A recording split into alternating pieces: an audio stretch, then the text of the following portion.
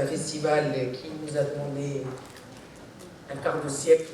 Nous sommes très heureux de retrouver le festival dans son format habituel, un grand festival populaire avec de nombreuses scènes, un festival sur 3 jours et une programmation éclectique, une programmation que le public va découvrir et qui démontre à quel point le festival Gnawa et Musique du Monde est ouvert sur tous les genres musicaux et toutes les tendances artistiques et musicales.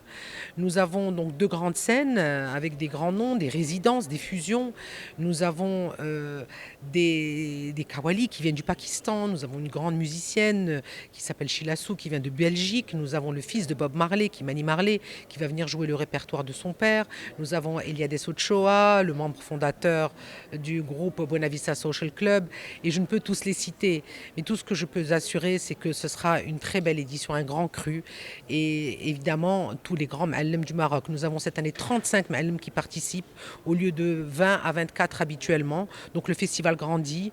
Il est normal de grandir avec les années, mais aussi avec la reconnaissance de ce travail de 25 ans d'engagement, de militantisme, de plaidoyer pour la reconnaissance de cet art sur le plan national, continental, international. Nous accueillons également de grands médias du monde, donc je vous invite tous à venir découvrir cette édition.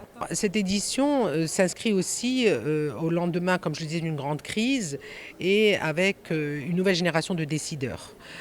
Nous sommes contents de constater que nous avons de plus en plus de soutien de la part du secteur public et du secteur privé.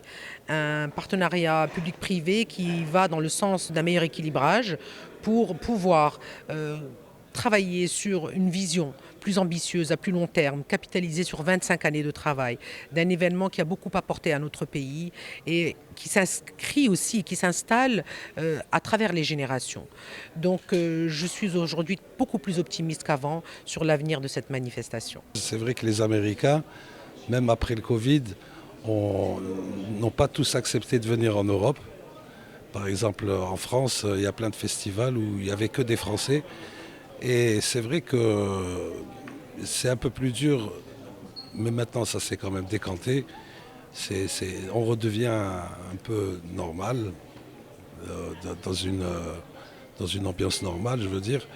Et c'est vrai que juste après le Covid, ça a été dur, mais ça va beaucoup mieux. Ce festival, pour moi, franchement, c'est un laboratoire. Depuis 20 ans, ça mixe, ça fusionne, il y a des échanges, de l'interaction. Et je pense que dans peu de temps, en tout cas, cette musique, la musique gnawa, les sons qu'on entend, que ce soit le gumbre ou le karkabo, maintenant on les entend en Europe et aux États-Unis, même dans la musique actuelle. C'est-à-dire que Madame Neila Tazi tout à l'heure avait parlé de Marcus Miller. Et ben Marcus Miller, c'est quand même une grande figure du jazz dans le monde.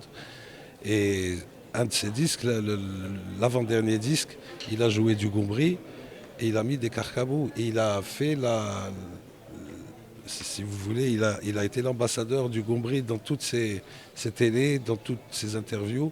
Il présentait le goumbri. Donc j'espère que d'ici peu, on va avoir un son 100% qui vient d'Essaouira. On est très content déjà de jouer à ce soir-là. C'est une date très spéciale. Elle est spéciale pour 2 choses. La première, c'est que on va jouer là-bas 20 ans après le premier concert sur la même place.